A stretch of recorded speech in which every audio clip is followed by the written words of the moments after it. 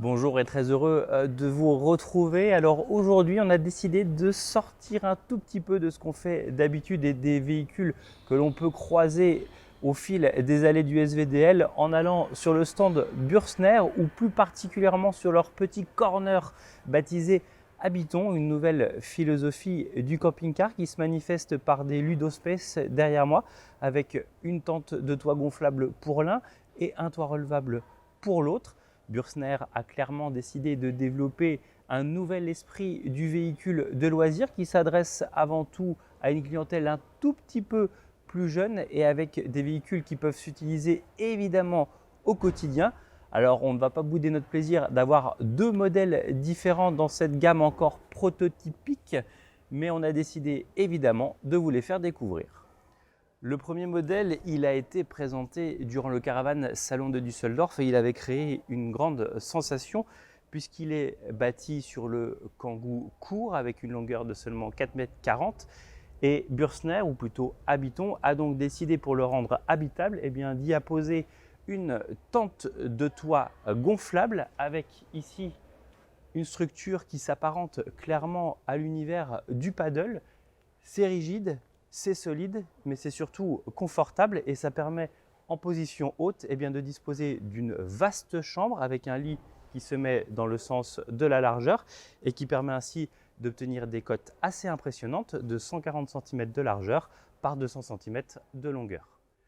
Au niveau de l'habitacle de ce Renault Kangoo, il faut souligner qu'il y a également la possibilité d'y apposer un deuxième couchage complémentaire. Il suffira pour ça évidemment d'abaisser les sièges pour obtenir un plancher totalement plat. Et puis là aussi, d'y gonfler un sommier à la même manière que la tente au-dessus qui permet ainsi d'épouser tous les contours du véhicule et de là aussi profiter d'un couchage relativement spacieux sur la largeur avec 140 cm aussi au niveau des épaules et presque 200 cm également de longueur.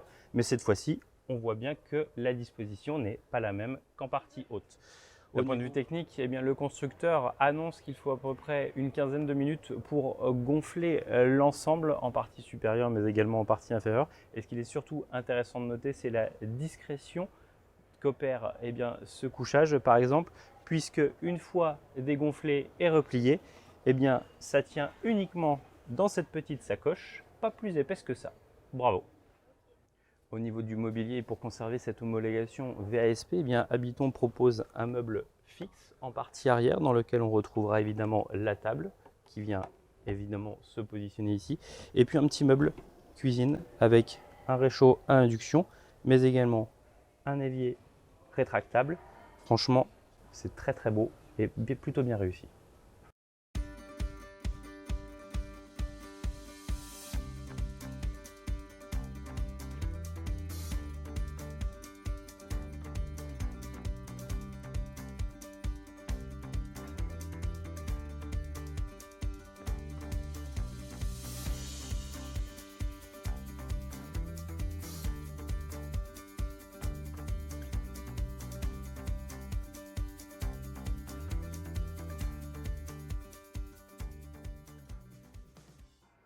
Voilà, le Caravan Salon Düsseldorf a eu la primeur du Kangoo Habitons avec tente de toit gonflable. Le SVDL, lui, a droit à une version allongée du Renault Kangoo avec une longueur de 4,90 m. Et puis comme vous allez pouvoir le constater, c'est une philosophie complètement différente qui fait d'ailleurs davantage la liaison entre le ludospace et le van à toit relevable. 1, 2, 3. Si l'appendice entre les deux véhicules est scrupuleusement identique, avec une différence de gabarit évidemment, on constate bien ici que la philosophie est complètement différente puisqu'on n'a évidemment pas de tente de toit gonflable, mais bel et bien un toit relevable qui rappelle donc l'esprit du van comme on le disait et qui permet deux choses importantes sur ce modèle. Avant tout, de disposer d'une chambre en partie haute avec un couchage qui se révèle pas très large, il faut bien l'admettre, donc il conviendra à une personne ou deux personnes relativement serrées. Mais surtout, ça permet aussi d'augmenter la hauteur intérieure dans l'habitacle pour notamment offrir plus d'espace au salon, car ici, on peut accueillir 4 personnes à bord.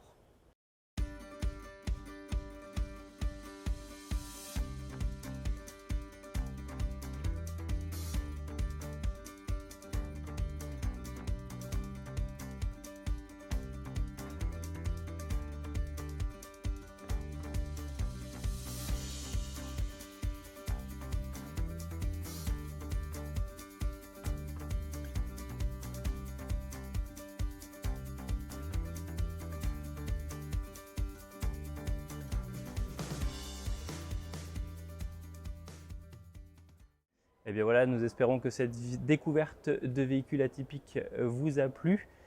Évidemment, il n'y a pour l'heure aucun prix de communiquer puisque c'est clairement présenté ici comme des prototypes. Mais gageons que ces véhicules arrivent très prochainement au catalogue Bürsner ou plus ou moins dans la nouvelle marque Habiton.